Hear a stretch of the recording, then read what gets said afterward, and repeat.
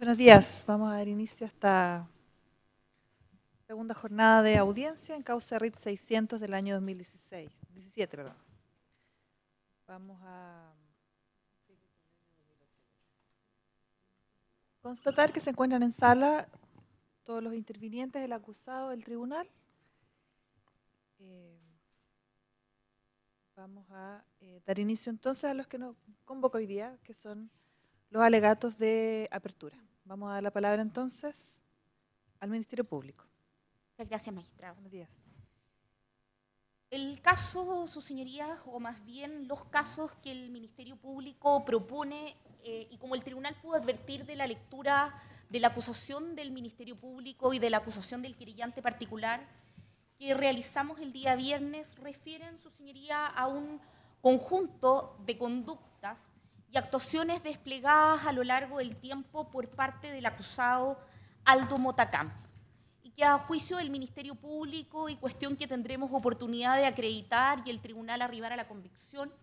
impactan en el correcto funcionamiento del mercado de valores, y particularmente son misiles a la línea de flotación de aquellas características que le otorgan vigor y sanidad al mercado de valores, particularmente, sus señorías, la transparencia, la equidad, la competitividad del mercado y, por cierto, la igualdad. En concreto, la forma como se afecta el mercado de valores es mediante una seguidilla de transacciones ficticias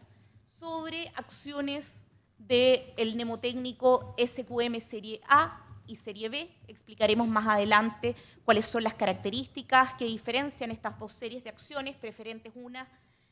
no preferentes las otras. Transacciones, su señoría, que estableceremos en el curso del juicio, carecen, en primer término, de una intencionalidad real. En segundo lugar, carecen de una razonabilidad económica, y que, sus señorías, fueron diseñadas de manera exprofesa para, a pesar de su apariencia, a pesar de utilizar mecanismos lícitos del mercado, no transferir la propiedad del capital social involucrado, el que vuelve en definitiva, y así quedará establecido para cada uno de los casos, a las mismas manos desde la cual la propiedad del capital sale. Y que solo buscan como motivo, detrás de estas transacciones ficticias, fraguadas y ejecutadas por parte del acusado, extraer ganancias desde una serie de sociedades participantes del sistema de oferta pública de valores hacia su controlador, utilizando de este modo, de manera mañosa, el mercado, o en términos técnicos y de subsunción en el artículo 53 de la Ley de Mercado de Valores, manipulando el mercado, instrumentalizando el mercado y provocando, a su vez, dado que el mercado funciona como un sistema de doble entrada, perjuicios a los inversionistas con participaciones minoritarias. En un ejercicio de extrema síntesis, los hechos que sus señorías van a juzgar tratan sobre cómo y de qué manera el acusado entre los años 2009 y 2011, ostentando la condición de gerente general y por lo tanto la representación legal, pero además ejecutando actos inmediatos y directos, representación legal que ostenta de las sociedades Norte Grande, Oro Blanco y Pampa Calichera, así como de las dos sociedades creadas el año 2011, de la división de estas últimas, nitratos y potasios, y además de las dos sociedades que se ubican aguas arriba de la cascada, SQ y SQYA, realiza operaciones ficticias ordenando la compra y venta de paquetes de acciones bajo las condiciones precitadas. El mercado de valores, y a título de preámbulo, es necesario sostener o afirmar que forma parte del denominado mercado de capitales. Y en términos sencillos, podemos definirlo como aquel mercado que permite la transferencia de recursos financieros entre agentes económicos que mantienen superávit, que pasan a ser los inversionistas en este mercado de valores, a aquellos agentes económicos que tienen déficit, y por ende les permite a estos últimos, las sociedades anónimas, financiar su operación. Sin embargo, y aquí hay un matiz con la posibilidad de las sociedades o de los agentes económicos con déficit de obtener financiamiento a través de otros mecanismos, como los créditos. En este caso, la relación entre el inversionista y la unidad económica que mantiene déficit es una relación directa, toda vez que el emisor del título, a través de cuya compra se materializa el traspaso del referido superávit, queda obligado con el tenedor del instrumento financiero, pensemos en bonos o acciones como en el caso Sublite, y a su vez el inversionista asume directamente los riesgos del emisor. Dada esta naturaleza directa de la relación entre inversionistas y sociedades, de la relación entre agentes económicos con superávit y aquellos agentes económicos que conservan o mantienen un déficit y que por lo tanto requieren financiamiento para su operación económica, la transparencia y el correcto funcionamiento del mercado de capitales o del mercado de valores se vuelven todavía más relevantes. Y es esa naturaleza, es ese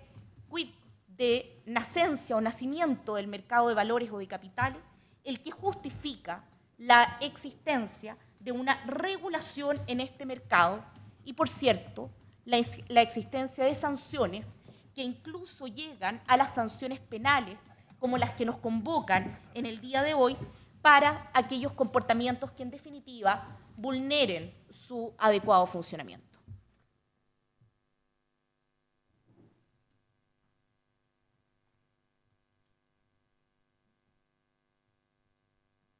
Sí, gracias. Cualquier persona, cualquier conjunto de personas que se asocien bajo el paraguas de una persona jurídica, que se plantee en el mundo de la economía la necesidad o la intención de ejecutar cualquier proyecto potencialmente generador de riqueza, estamos hablando de cualquier negocio o cualquier empresa, va a requerir financiamiento. Si la capacidad de ahorro de ese agente económico es menor al capital que requiere para poner en ejecución este proyecto, ese financiamiento se busca o a través del crédito bancario, esquema que se basa en la existencia de sociedades de giro especial que se dedican a captar dinero del público para posteriormente colocarlo en terceros, cobrando un margen o interés asociado, si es que hablamos de un mercado financiero perfecto, asociado en definitiva a este margen o interés al riesgo. Si se observa en el caso del financiamiento bancario, el tribunal podrá advertir con claridad que en este caso existe un intermediario entre la unidad de déficit y la unidad de superávit. Y por lo tanto, la regulación, el esfuerzo regulatorio estatal para garantizar el buen funcionamiento de este mercado financiero bancario se centra precisamente en estas sociedades del giro bancario. De ahí la existencia, por ejemplo, de una superintendencia de bancos e instituciones financieras y de un conjunto de delitos incluso que sancionan la mala utilización del sistema bancario. El mercado de valores, en cambio, nos presenta un segundo esquema o forma para obtener este financiamiento, que, como ya se señaló, supone una relación directa entre unidades de superávit que financian a aquellas unidades de déficit y que son aquellos agentes económicos que mantienen un proyecto potencialmente generador de riqueza que requiere de este financiamiento. Y esto se produce mediante una fórmula de asociación, ya sea mediante el aporte de una parte alícuota del capital, como acontece con la adquisición de acciones. Este modelo ofrece evidentes ventajas desde el punto de vista del lucro o ganancia de ambas partes involucradas. Evidentemente, evitar la existencia de un intermediario disminuye los costos e incrementa las ganancias para las personas que se encuentran en ambas puntas de la relación comercial. Sin embargo, también se incrementan del mismo modo los riesgos y esto hace necesaria, palmaria, evidente, la necesidad de regulación.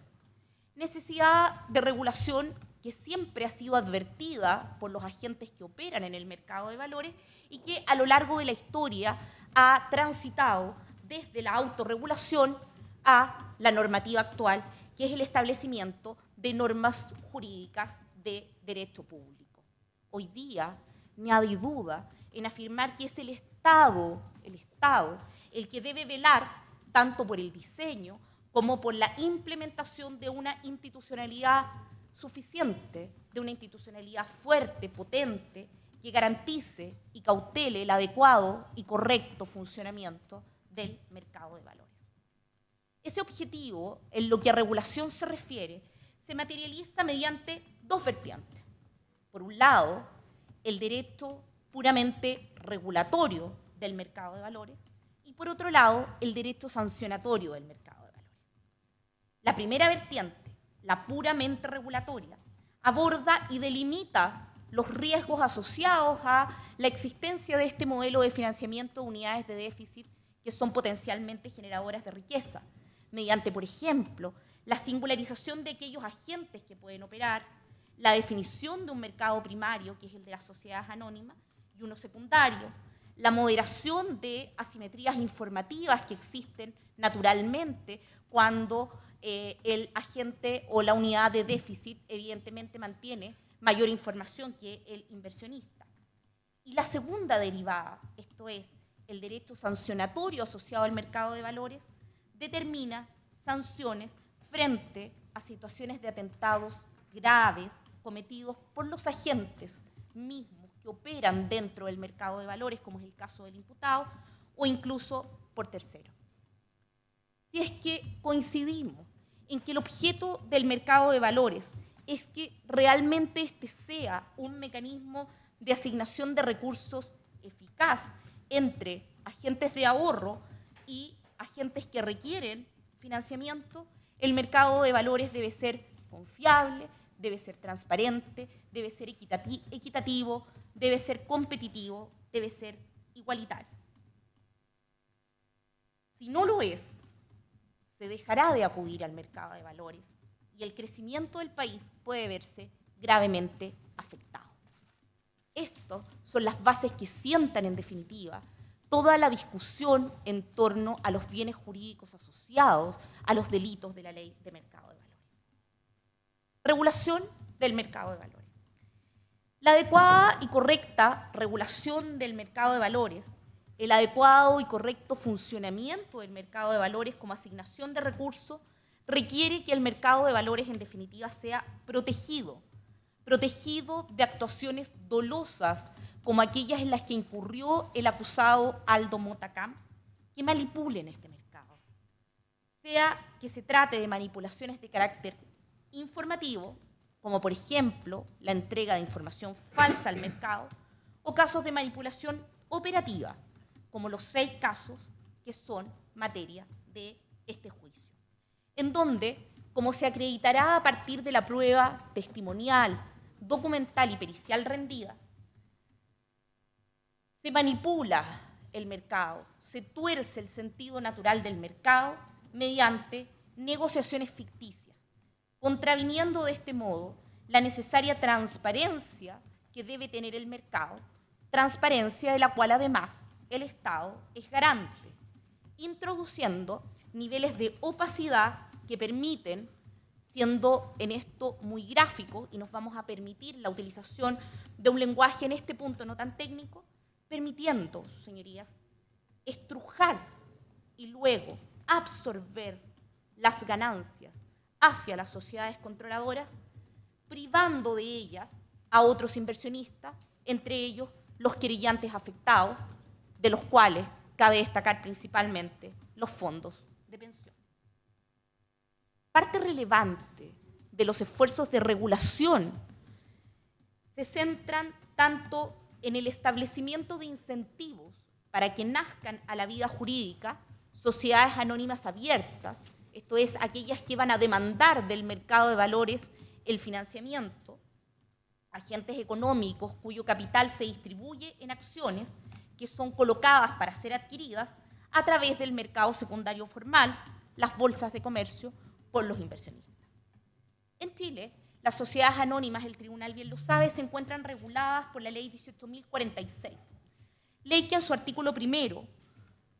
define las sociedades anónimas como una persona jurídica formada por la reunión de un fondo común, suministrado por accionistas responsables solo por sus respectivos aportes y administrada por un directorio integrados por miembros esencialmente revocables. Por un directorio integrado por miembros revocables. La sociedad anónima, agrega el artículo 1 en su inciso 2, es siempre una sociedad de carácter mercantil, aun cuando se forme para la realización de negocios de carácter civil. Pedimos al tribunal atender a este concepto. Desde ya, la característica descrita que dota de contorno y contenido a la sociedad anónima hace derivar una serie de deberes fiduciarios, ya que se trata de sociedades que administran fondos de terceros. El directorio tiene la administración por ley de la sociedad anónima y el capital de la sociedad anónima, aquel con el que realiza su función, se compone o se suministra por accionistas responsables hasta por el monto de sus aportes. Esta estructura de la sociedad nos habla principalmente, entonces, de los deberes fiduciarios de aquellos que están a la cabeza de la administración, directorio y, por cierto, su gerente general, quien recibe los poderes precisamente del directorio para actuar, situación que acontece en el caso de Aldo Mota, con todas y cada una de las sociedades que intervienen en las operaciones descritas en la acusación bajo el caso 1, el 2, el 3, el 4, el 5 y el 6. Por su parte, y haciéndose nuevamente cargo de este imperativo regulatorio, el legislador disponía de la Superintendencia de Valores y Seguros, hoy reemplazada por la reciente Comisión de Mercado Financiero. Entidades ambas, mutatis mutandis, dotadas de facultades de carácter normativo, de carácter interpretativo, facultades de investigación y facultades de sanción en el nivel contencioso administrativo. Durante el desarrollo del juicio, pedimos al tribunal atender especialmente cómo, frente a la detección y develamiento de estas operaciones, primitivamente por parte de inversionistas que depondrán en el juicio, estos concurren a la entonces Superintendencia de Valores y Seguros, poniéndola en antecedente de estas transacciones, a esa fecha transacciones exclusivamente sospechosas y gatillando de este modo un procedimiento de fiscalización y revisión del que sus propios protagonistas, los funcionarios de la entonces Superintendencia de Valores y Seguros, darán cuenta al tribunal, y que redunda en la formulación de cargos inicialmente en relación al imputado Aldo Mota Camp y terceros partícipes de estas conductas, y luego en la dictación de la resolución 223 que impone sanciones al respecto. La existencia de esta resolución 223, si bien es un antecedente más, meramente indiciario, el Ministerio Público produce prueba independiente a lo que en aquella resolución se establece, sin embargo, asienta ciertos elementos que darán cuenta indubitadamente de la participación del acusado y el carácter ficticio de las operaciones, es decir, tanto de los elementos fácticos de la conducta imputada como de la participación del acusado. Sin embargo, el tribunal podrá advertir que la Fiscalía no pretende trasladar los resultados de una investigación administrativa a la sede penal. Conocemos, somos conscientes de que el estándar penal es un estándar superior y, por lo tanto, la prueba producida por el Ministerio Público, el tribunal podrá advertir, es una prueba en ese contexto independiente. Sin perjuicio de lo señalado, nos permitimos invitar al tribunal muy especialmente a prestar atención a los testimonios de los profesionales de la Superintendencia de Valores y Seguros, que tuvieron a su cargo el análisis de estas operaciones por una parte, en una unidad distinta a aquella que, en definitiva, impone la sanción. La detección de irregularidades, formulación de cargos y sanción, porque de ese modo sus señorías podrán apreciar cómo se logra precisar a partir de un conjunto mayor de operaciones cuáles de ellas son las que resultan efectivamente ficticias, manipulativas y típicas para los efectos de la decisión que el tribunal debe adoptar. Desterrando de este modo y con las declaraciones contundentes que prestarán quienes formaron parte de la Superintendencia de Valores y Seguros, las destempladas afirmaciones de la defensa que escuchamos en el planteamiento de su teoría del caso,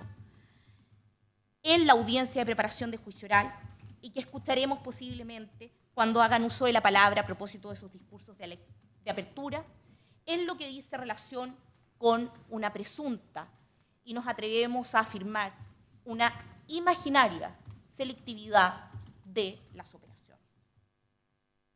La otra faz o la otra vertiente de este esfuerzo regulatorio necesario es la arista sancionatoria. Vale decir, ya no solo se trata de establecer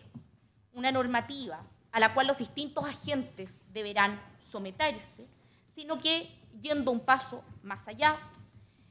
en este marco regulatorio se determinan un cúmulo de conductas que se encuentran prohibidas y cuya materialización, por resultar más intensivamente lesiva a los fines, objetivos y valores que el mercado debe reflejar, llevan aparejadas efectos administrativos y, por cierto, efectos penales ante su ocurrencia. En el caso chileno, particularmente, la Ley 18.045 ha optado por tipificar figuras delictivas, entre otras normas, en los artículos 52, 53, 59, 60 y 61 de la Ley de Mercado de Valores. Vamos a abordar ahora algunos alcances acerca del delito de manipulación de mercado. Para los fines de este discurso de apertura, nos parece necesario, a la luz de los planteamientos de la acusación, detenernos brevemente en la regulación chilena de la denominada manipulación de mercado, cuya residencia normativa, sus señorías, se encuentra precisamente en el artículo 53 de la Ley de Mercado de Valores. De manera deliberada, su señoría, para los efectos de esta apertura, abandonamos, siguiendo en ese sentido a la mayor parte de la doctrina moderna, la denominación que otrora se daba al delito del artículo 53 de la Ley de Mercado de Valores, que es el de manipulación bursátil. Y vamos a quedarnos al alero de las expresiones manipulación de mercado. Y esto principalmente porque la utilización de la denominación manipulación bursátil pone barreras artificiales al alcance que debe darse al artículo 53 de Mercado de Valores, toda vez que comprende, y no producto de una interpretación extensiva, sino que expresamente, tanto el ámbito de las negociaciones bursátiles como el de las negociaciones privadas respecto de valores. Breves aspectos de derecho comparado para sentar las bases del análisis que vamos a proponer. En Estados Unidos, bajo la regulación norteamericana, las conductas ilícitas en el mercado de valores se encuentran reguladas por las denominadas Securities Exchange Act de 1934, conocidas también bajo sus siglas CSEA. El fin de las SEA es evitar lo que en denominación de derecho norteamericano se denomina el abuso de mercado. En el caso de la Unión Europea, previo a ello remarcar que las Securities Exchange Act datan de 1934. En el caso de la Unión Europea, dada la relativa reciente nacencia de la Unión Europea, la regulación está dada principalmente por la Directiva 2003/6/CE del Parlamento Europeo, conocida también como la Directiva, que regula las operaciones realizadas con información privilegiada y la manipulación o abuso de mercado, y cuya finalidad es, como expresamente declara, garantizar la integridad de los mercados financieros y aumentar la confianza en los mercados financieros. En un segundo nivel, también a propósito de la regulación de la Unión Europea, se encuentran las directivas 2003/124/CE, 2003/125 y 2004/72, que especifican la aplicación de la directiva y determinan quiénes pueden realizar recomendaciones, establecen además cuáles son prácticas aceptadas y adicionalmente existe un reglamento, el 2273 del año 2003, relativo a la recompra de valores de propia emisión. En Chile, y tal como se desprende de la historia fidedigna del establecimiento de la ley 18.045, se optó por establecer una figura de manipulación de mercado en el artículo 53 de la Ley de Mercado de Valores. Regulación que, tal como han sostenido nuestros máximos tribunales de justicia, excelentísima Corte Suprema e ilustrísimas Cortes de Apelaciones, se trata, la del artículo 53, de una prohibición general antifraudes y que tiene por fin evitar cualquier tipo de instrumentalización del sistema que afecte a la confianza que debe imperar y que facilita el correcto funcionamiento del mercado, entendido el mercado como una institución de carácter social, para propiciar el ingreso de recursos financieros que financien mejores proyectos de inversión y generando con ello el efecto multiplicador en la economía, evitando como contrapartida la inhibición de los inversionistas y como consecuencia de esa inhibición la pérdida de liquidez y profundidad del mercado de capitales, generando a su vez ineficiencias distributivas y las consecuencias pérdidas de dinamismo de la economía nacional. El artículo 53 reza al efecto y nos permitimos, su señoría, leer. Es contrario a la presente ley efectuar cotizaciones o transacciones ficticias respecto de cualquier valor, ya sea que las transacciones se lleven a cabo en el mercado de valores o a través de negociaciones privadas. Ninguna persona podrá efectuar transacciones o inducir o intentar inducir a la compra o venta de valores regidos o no por esta ley por medio de cualquier acto, práctica, mecanismo o artificio engañoso o fraudulento. Esas son las expresiones exactas utilizadas por el artículo 53 de la Ley de Mercado de Valores. Las operaciones con información privilegiada por una parte y las operaciones manipulativas o de manipulación de mercado por otra impiden la total y adecuada difusión generalizada de información en el mercado, que es un requisito previo a la negociación, lo cual genera, como ya anticipamos, asimetrías, reduce la eficiencia y la confianza en el mercado y, en el fondo, con estas conductas abusivas del mercado, como precisamente aquellas conductas abusivas que desplegó el acusado Aldo Mota Camp, lo que se produce, sus señorías, son resultados injustos porque no se reflejan los valores reales y resultados inequitativos, toda vez que la distribución de recursos no se rige por los impulsos naturales de la oferta y la demanda.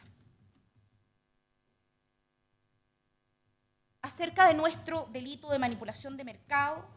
vamos a referirnos ahora a la extensión del tipo penal y algunos requisitos típicos. Como hemos visto, el artículo 53 de la Ley de Mercado de Valores, al que dimos lectura recientemente, prohíbe tanto las cotizaciones como las transacciones ficticias de cualquier valor, sea que éstas se desarrollen en el mercado de valores o por negociaciones privadas por una parte, y por otro lado, la prohibición se extiende a transacciones que se lleven a cabo acudiendo a mecanismos artificiosos, a prácticas engañosas o a prácticas fraudulentas. Y asimismo, prohíbe la utilización de los mismos medios ilícitos, artificios, prácticas engañosas o prácticas fraudulentas, para inducir o intentar inducir a la compra o venta de valores. Seguramente vamos a escuchar a lo largo del juicio, tanto en las aperturas como en las clausuras de la defensa, que ésta nos dirá, basados en los estudios, su señoría, de un único autor, el profesor Fernando Londoño, autor que, entre paréntesis,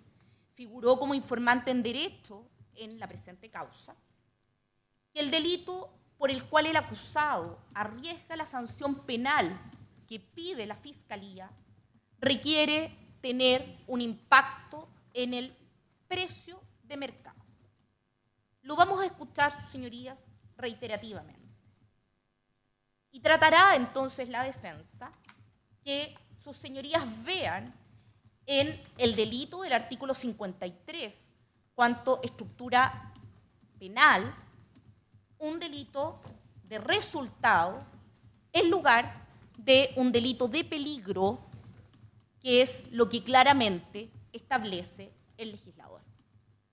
Dimos lectura recién al artículo 53 de la Ley de Mercado de Valores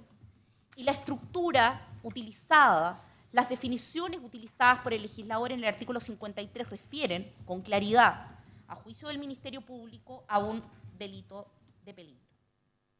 La ley chilena, la ley vigente, la ley que rige la situación que se ventila en este juicio, se encuentra plasmada en enunciados jurídicos concretos contenidos en el, insisto, ya mencionado y leído, artículo 53 de la Ley de Mercado de Valores, enunciados en que en su expresión gramatical no contienen, bajo ningún aspecto, referencia alguna a la alteración de precios del mercado. Existe en este sentido un argumento de ley estricta que desecha desde ya y anticipadamente la pretendida afirmación que hará la defensa y, por cierto, devela lo erróneo del análisis realizado por el profesor Londoño. La verdad es que como el tribunal, en cuanto intérprete, puede observar y apegándose en ese sentido a la exégesis más clásica, no es otra que el tenor literal de la norma, que en los que el legislador castiga bajo la hipótesis delictiva del artículo 53 de la Ley de Mercado de Valores, son maniobras ficticias o fraudulentas que, recayendo sobre determinados valores, sea que estos se trancen o no en las bolsas de comercio del país, habla incluso de transacciones de valores en negociaciones privadas, pretenden instrumentalizar el mercado, utilizar el mercado, como quedará acreditado en este juicio, para fines distintos a los que se orienta esta institución social, afectando tanto el sistema mismo, afectando o impidiendo el eficiente flujo de recursos hacia los proyectos de inversión más rentables, o afectando a los inversionistas, ya sea por medio de algún mecanismo engañoso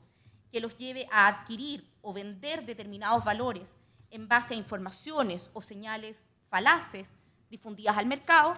o que cause perjuicio a sus intereses por la vía o medio de utilización de prácticas fraudulentas, como puede ser precisamente el caso de extracción de valor de una determinada sociedad en perjuicio de los accionistas minoritarios por medio del empleo de transacciones ficticias u operaciones simuladas. Actuaciones que en este caso, en estos 6 casos, desplegó precisamente el acusado Alto Motacán. Tal y como ha señalado nuestra excelentísima Corte Suprema, el alcance, la extensión, la elasticidad del tipo penal del artículo 53 de la Ley de Mercado de Valores se permite porque este artículo ha sido redactado precisamente de manera amplia. ¿Con qué propósito? Con el propósito de brindar la mayor protección posible a la fe pública involucrada en el mercado de valores, al mercado mismo y, por cierto, a los inversionistas que concurren en él.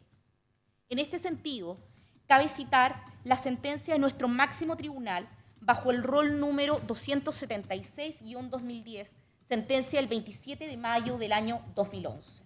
En su considerando 20º, que pidió autorización al tribunal para leer, la excelentísima Corte Suprema, a propósito de la extensión del artículo 53 del mercado de valores, señala lo siguiente, y leo textual: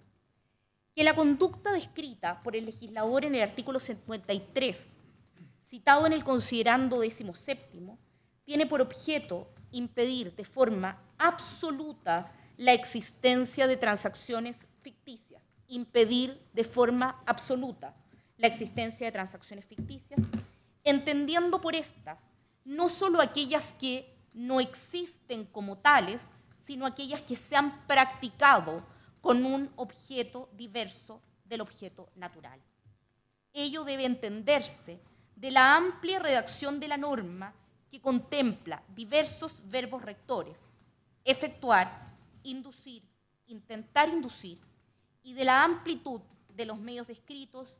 acto, práctica, mecanismo o artificio engañoso o fraudulento.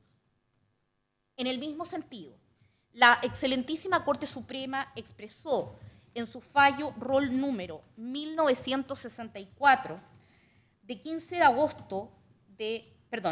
1964-2015, de 11 de agosto del 2015, respecto del tipo penal en análisis, en su considerando 21º, lo siguiente, y nuevamente me permito leer: de lo que se regula por las normas antes indicadas, se desprende que en el marco regulatorio de la ley del ramo tiene por finalidad establecer reglas que permiten considerar como objetivos la transparencia, equidad, complejidad, orden, unidad, seguridad y eficiencia del mercado, siendo un elemento trascendental a los fines reseñados que los inversionistas tengan igualdad de acceso a la información que resulta importante para la toma de decisiones de inversión. Agrega en el mismo considerando: de lo que se viene señalando, es posible concluir que las prohibiciones penales establecidas en los artículos 59, letra E, en relación al inciso segundo del artículo 53 de la ley número 18.045, tienen por objeto resguardar los bienes jurídicos contemplados en las normas referidas en los párrafos anteriores, cuáles son el principio de protección al inversionista, el principio de buena fe o lealtad y el principio de información, a fin de resguardar la fe pública en la intermediación de valores y asegurar del mismo modo el orden público económico. Por otra parte, resoluciones administrativas de la antigua Superintendencia de Valores y Seguros dan cuenta que lo prohibido en el artículo 53 de la Ley de Mercado de Valores que estamos comentando no se vincula necesaria y obligatoriamente a la alteración del precio de mercado de algún valor,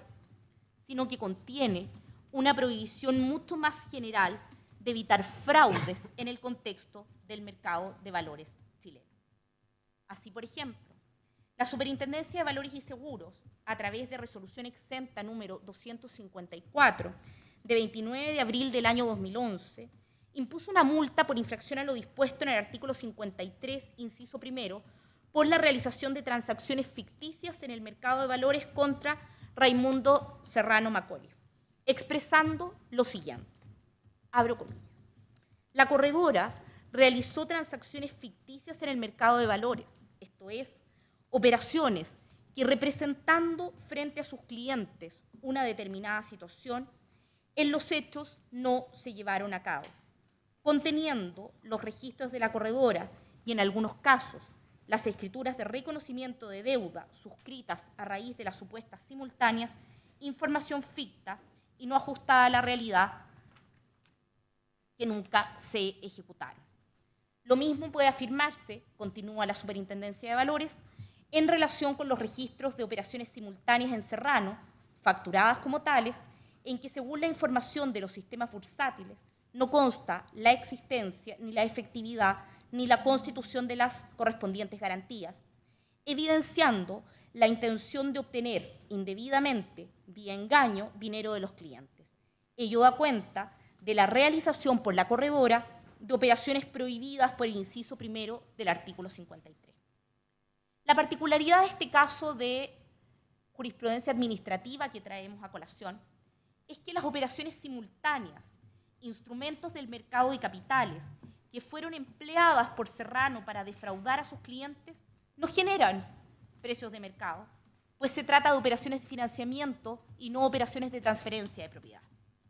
En buenas cuentas, y más allá de lo que opine un solo autor, un profesor de Derecho, informantes para quienes figuraron en su momento como imputados en esta causa, y más allá de lo que argumente en estrados la defensa, la propuesta es que el artículo 53 de Mercado de Valores dice lo que dice. Y entre nosotros, esto es tanto para la jurisprudencia penal de nuestros tribunales superiores de justicia y para nuestra jurisprudencia administrativa, se encuentra claro el hecho de que el tipo objetivo de la mencionada norma contiene una prohibición de carácter amplio, que no se limita solo a la modificación del precio de mercado, sino a la exclusión de cualquier comportamiento fraudulento o engañoso que pueda, en definitiva, perjudicar a inversionistas y debilitar la confianza en el sistema. Hay acá, de parte de la defensa, una intencionalidad de añadir exigencias típicas no previstas por el legislador. Y esa intencionalidad no es una intencionalidad gratuita, no es un esfuerzo de exégesis en aras de la correcta aplicación del derecho. Es, su señoría, una actitud de carácter oportunista. Existe una vocación de restringir el ámbito de aplicación de estos delitos y ello no resulta condigno con la necesidad de la adecuada protección de los bienes jurídicos protegidos por las normas de la Ley de Mercado de Valores y comentados precedentemente. La protección, su señoría, es restringir la aplicación de estos tipos legales a figuras burdas de manipulación informativa o a casos limítrofes de administración negligente, como por ejemplo la venta de acciones a precios irrisorios. Y esto, su señoría, esta pretensión se hace sobre la base de exigir al intérprete, de exigir en este caso al tribunal, al juzgador, asumir un rol que se sale de aquel de decir o dictar el derecho, que es el propio de la jurisdicción, para asumir un rol de creador del derecho. El tenor gramatical del artículo 53 de la Ley de Mercado de Valores es bastante claro y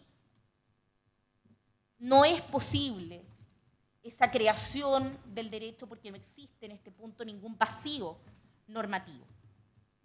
Pero también existen una serie de justificaciones de tipo estructurales, justificaciones de carácter institucional que hacen todavía más urgente, más acuciante la necesidad de protección del mercado de valores en nuestro contexto en relación a lo que acontece en el derecho extranjero. Y esta justificación estructural, esta justificación institucional, no es otra de aquella que da cuenta de que en Chile, a diferencia de lo que ocurre con el resto de los países, miembros, por ejemplo, de la OCDE, con excepción de México, el mercado de valores es, al mismo tiempo, un sistema de seguridad social.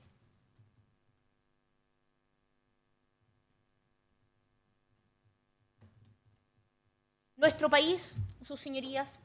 es uno de los pocos estados en el mundo que ha configurado su sistema de pensiones vinculándolo necesariamente a la suerte que siga el mercado de valores. En efecto, como bien se sabe, el decreto ley número 3500 y las leyes 18.046 y 18.045 constituyen en definitiva un sistema financiero previsional sistemáticamente creado para, por una parte, proveer de liquidez y profundidad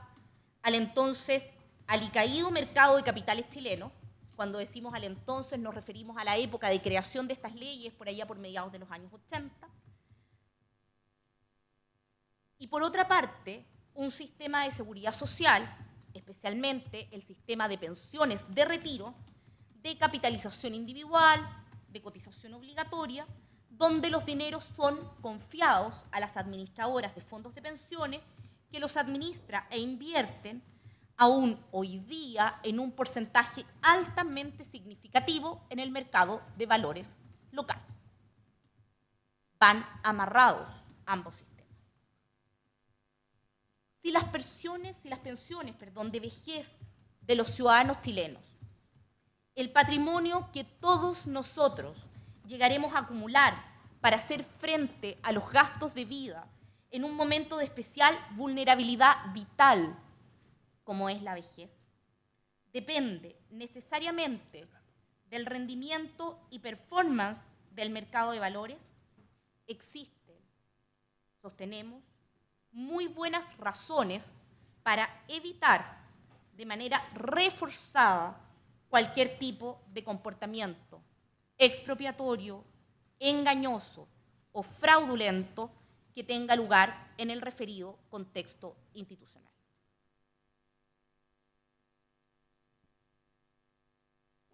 Sí, está temblando. ¿Puedo seguir? No.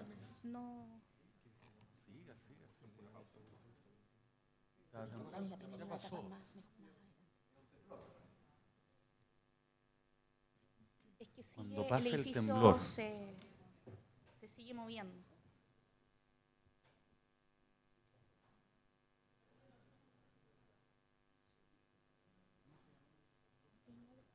Como a prueba de temblores, aquí no hay problema. Yo pensaba que era usted que estaba poniendo la mesa. Señoría, no sé si podemos hacer un breve receso No. para ver si podemos, porque en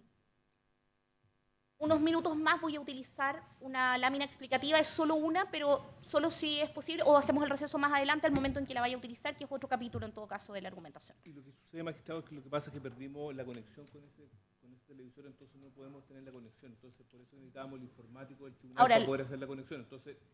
la única duda es si es que el tribunal tiene alguna pantalla, no lo sé, adelante que se vea la de este televisor o solo esta. No, solo tenemos esa. Sí. El resto son- Pero si prefieren, hacemos el receso después para no perder el hilo. Hagamos un receso pequeño, ya Ya. que el sismo colaboró un poquito a la pérdida de atención. ya. Pero unos Ya vamos a 10 o 15 minutos, así aprovechan de ir al baño y de poder hacer las conexiones necesarias. ¿Ya? Volvemos en 15 minutos.